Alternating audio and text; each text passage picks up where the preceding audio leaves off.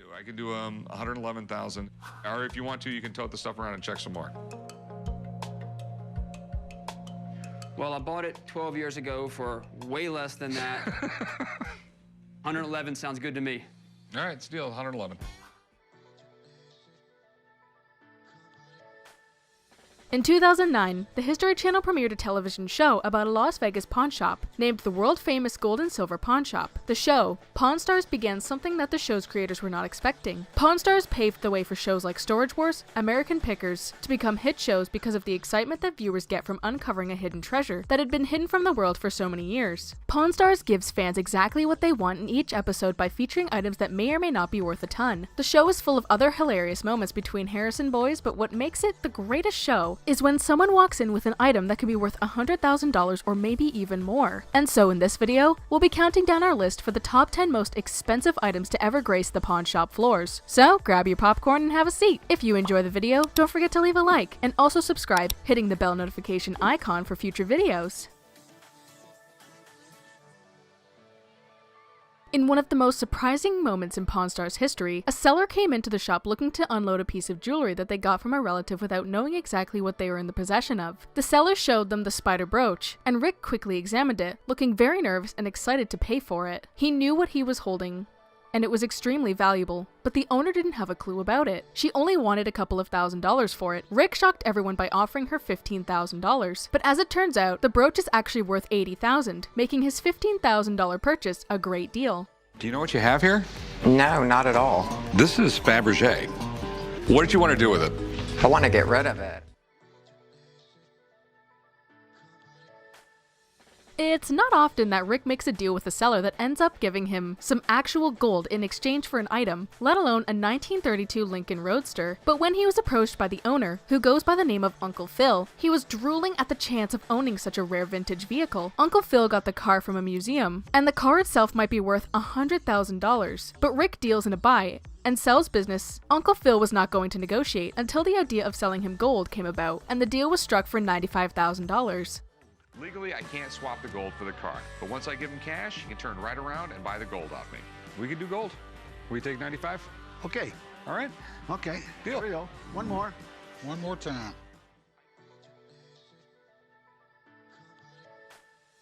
Former New England Patriots defensive back Brock Williams, ready to make a deal with his commemorative 2001 Super Bowl championship ring. It's not every day you see a championship ring enter the shop, so Rick was giddy with excitement over the ring when he saw it. What makes this ring so collectible was how ridiculously beautiful it was, covered with 143 diamonds, and is made of 14-karat white gold. That's right, folks, 143 diamonds and 14-karat white gold. It was the first time a ring exceeded the NFL's rule on expenses limits. Rick ended up buying it for $2,000 as collateral for loan and kept it after Brock never returned to get it. It is now worth $100,000.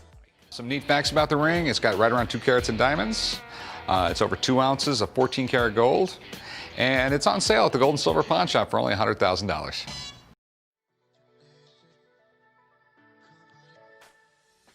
One of the rarest coins in American history is the 1922 proof piece high relief dollar coin. If you ask any coin collector, they would tell you that this is one of the most amazing coins you will ever see on Pawn Stars. They would love to own one of the coins, and not just this one. The seller of the coin ended up winning it in a card game and wanted $20,000 for it, but an expert came in and said that the price was actually $100,000. Rick figured out a good price and came to $80,000, which was a deal struck, and both parties were happy. I think 75 is fair. Meet me in the middle at 80 and you got a deal.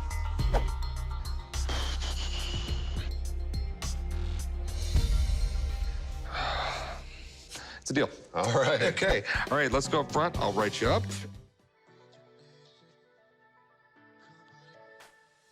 Stephen Stills was a member of a rock group and a legendary guitar player. When a young man showed up in the shop, it didn't take very long before an expert verified the authenticity of Stephen Stills' 1941 Gibson SJ200 guitar. The guitar itself was worth $75,000 at least, but by being owned by Stephen himself, the price turned up to another $20,000. After negotiations, the seller was looking for $90,000, but Rick offered $85,000 and eventually struck the deal. To drop to 48, I really don't want to move for my price. All right, deal.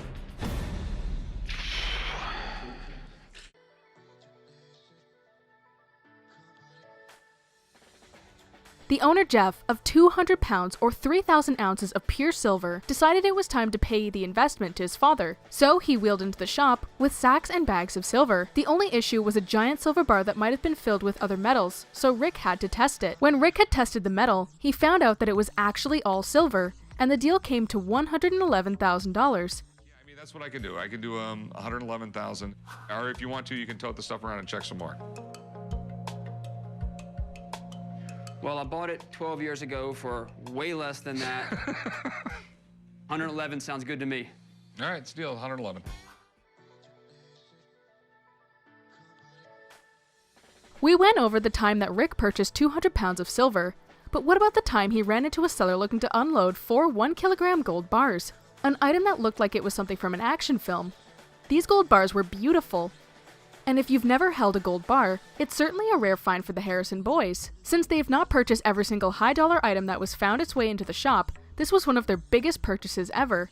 Having made a deal allowed them to take 4 bars and flip them quickly for $128,000.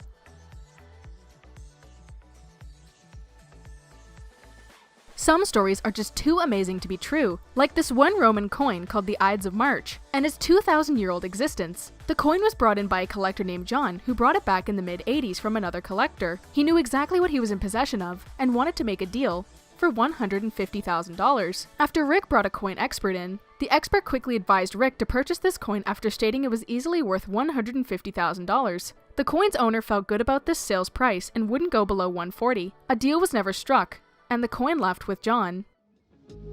110 said. Yeah, I don't think I can go below 140. If you change your mind or have really bad luck while you're in town, come back and see me. I appreciate it.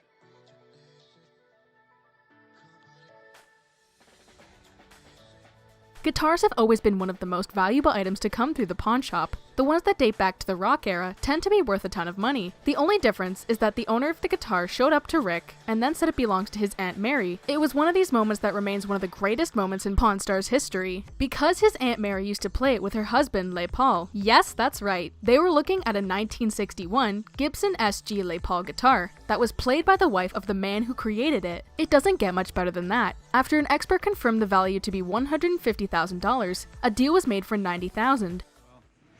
If you want to pay 90, you can have it. All right, $90,000. Deal. All right, write it up. Come on, man, we got a lot of paperwork to do. I just spent 90 grand on a guitar and a stack of papers. Did you enjoy our picks? Then don't forget to leave a like and also subscribe, hitting the bell notification icon for future videos.